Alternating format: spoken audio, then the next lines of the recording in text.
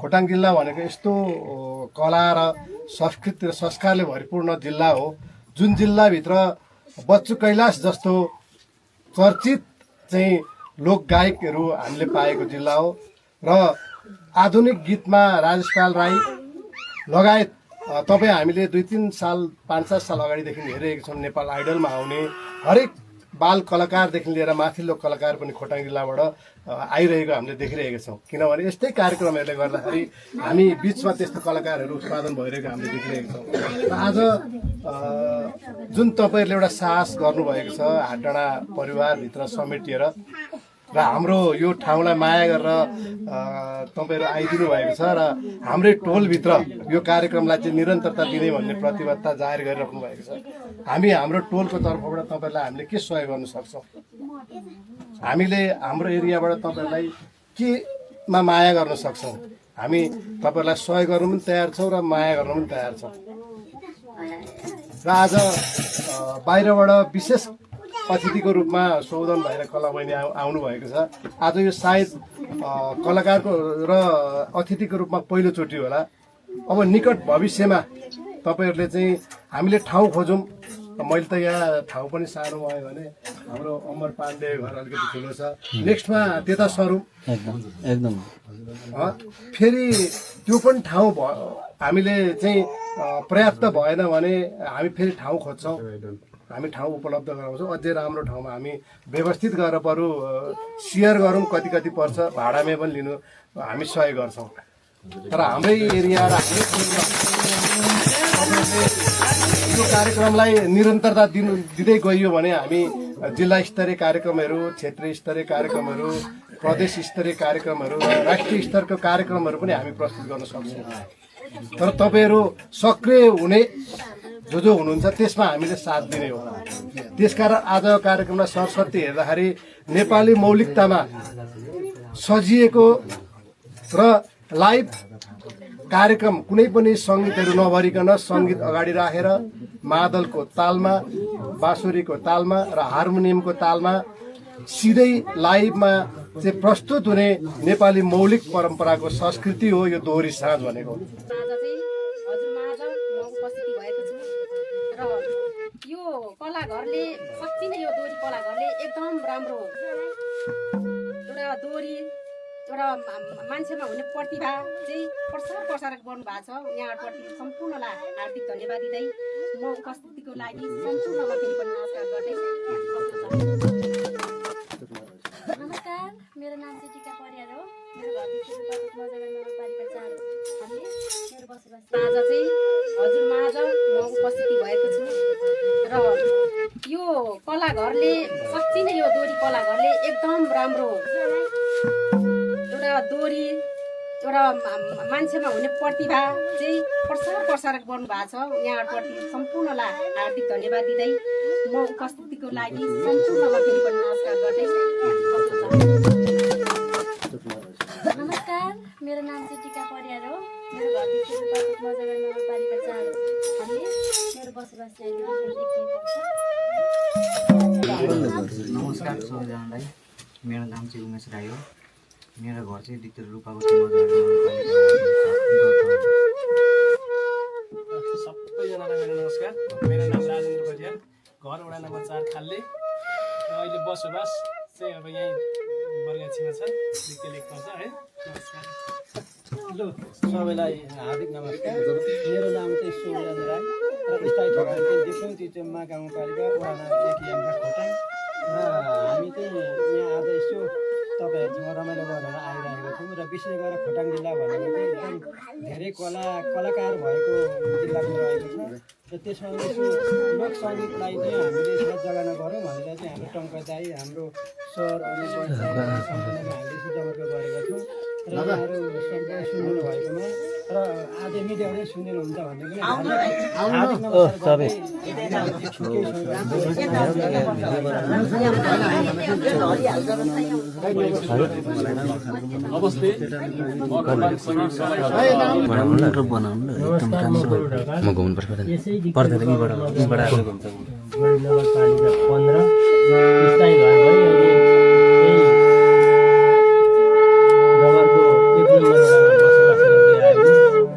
खोटाङ सङ्गीत कलाकारलाई अलिक भव्य र सफलीकरणको निम्ति सबैले सहयोग र सल्लाह दिनुहुन्छ भन्ने अपेक्षाका साथ हामी आज दोहोरी प्रतियोगिता लिएर उपस्थित भएका छौँ र यो दोहोरी भव्य र सभ्य हुन्छ भन्ने आशाका साथ सम्पूर्णमा नमस्कार गर्दै अब उहाँहरूको परिचय कार्यक्रमहरू आफ्नो आफ्नो नाम दिइसक्नु हो। अब यसै गरी यहाँहरू हुनुहुन्छ नि वाद्यवादक साथीहरूको बाँकी नै रहेछ। यसै गरी अब वाद्यवादक साथीहरू हुनुहुन्छ, जस्तै मेरो साइनोले हुनुहुन्छ, सम्धि हुनुहुन्छ, उहाँको नाम के उच्चारण गर्नु सबैले चिनेकै हो। यसै गरी हार्मोनियममा हुनुहुन्छ हाम्रो चन्द्र कर्णवेदी हुनुहुन्छ र यसै गरी बाँसुरीमा हुनुहुन्छ दीपक ठटाल हुनुहुन्छ र हामीलाई अब कार्यक्रम अगाडि बढाउँदै हाम्रो महानत गीत सङ्गीत र हाम्रो परम्परा धर्म संस्कार भनेको के हो त भनेर एकदम नै यसलाई निहालेर राख्ने र यो धर्म कर्ममा हामी लागि पर्नुपर्छ र यसलाई अलिकति माथिल्लो स्तरमा पुर्याउनु पर्छ है भनेर पहिलेदेखि हामीलाई सल्लाह सुझाव र अलिकति उहाँको जुन भनाइहरू चाहिँ रहिरहेको छ उहाँ हुनुहुन्छ र उहाँलाई म अतिथिको आसन गराउन चाहन्छु। उहाँ हुनुहुन्छ किशन राई हुनुहुन्छ र उहाँलाई अतिथिको आसन ग्रहण गरिदिनुको लागि हार्दिक अनुरोध गर्दछु। हस्त नमस्कार, म चाहिँ क्यामेरामा बसिरहेको छु। मेरो नाम चाहिँ सबीर सङ्गम हो। मेरो घर चाहिँ दिपुङ चुचुमा गाउँपालिका वडा नम्बर 7। म चाहिँ खोटाङ सङ्गीत कलाकारको कोषाध्यक्ष हो।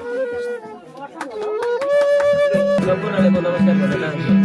आज हाम्रो प्रकाश सर पनि आउनु भएको छ, म धेरै खुसी छु। आदरणीय व्यक्तित्वको उपस्थितिले एकदमै हामीले सोचेको भन्दा पनि धेरै राम्रो पाइरहेको छौँ यो हाटडाँडामा। सम्पूर्णलाई म एकौसमा नमस्कार गर्न चाहन्छु। म चन्द्रबहादुर कर्णवेदी, घर चाहिँ यही दिक्तेल वडा नम्बर 1 पर्छ र यस खोटाङ सङ्गीत कलाकारको उपाध्यक्ष हुँ। पहिले पनि हामीले 1-2वटा कार्यक्रम यहाँ प्रस्तुत गर्दै गर्दाखेरि पक्कै पनि हाटडाँडामा चाहिँ सङ्गीत प्रेमी मान्छेहरू हुनुहुँदो रहेछ भनेर हामी पहिले पनि गर्वन्ती भएका थियौँ र हामी यसरी नै निरन्तरता दिनको लागि आज पनि फेरि हजुरहरू समक्ष जुटिरहेछौँ र हामीलाई आज विशेष गरी भनेको धेरै टाढाबाट हाम्रो आदरणीय म्यामहरू र हाम्रो सर आउनुभएको छ सुदन सर र कला म्यामहरू, उहाँहरूलाई पनि म स्वागत गर्न चाहन्छु।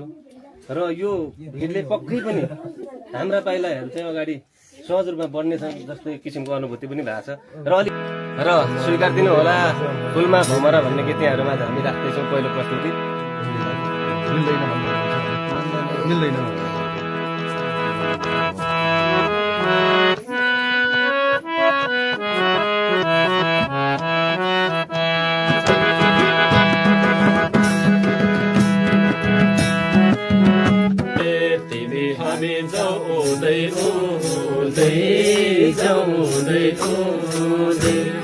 कहिले रुँदै कहिले मन बुझाउँदै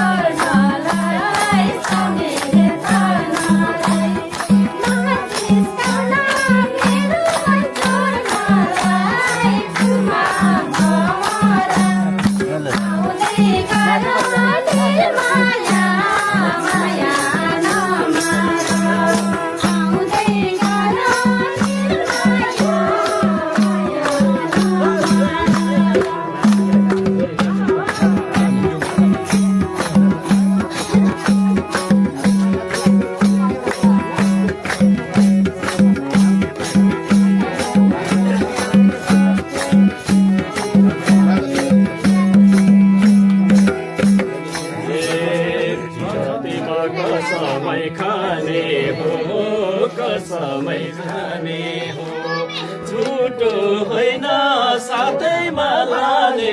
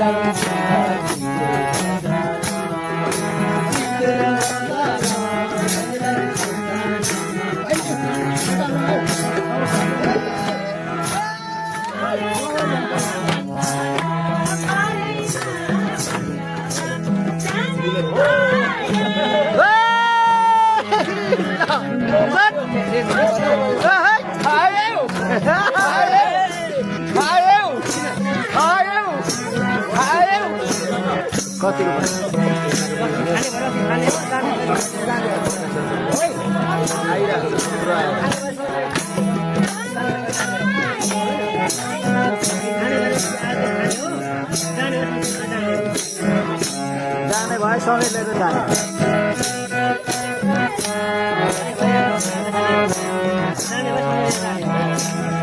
सँगै लिएर जाने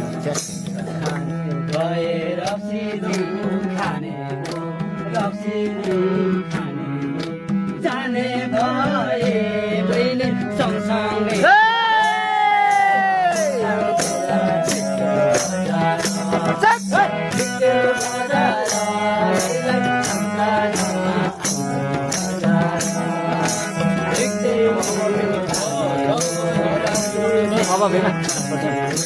जाने भए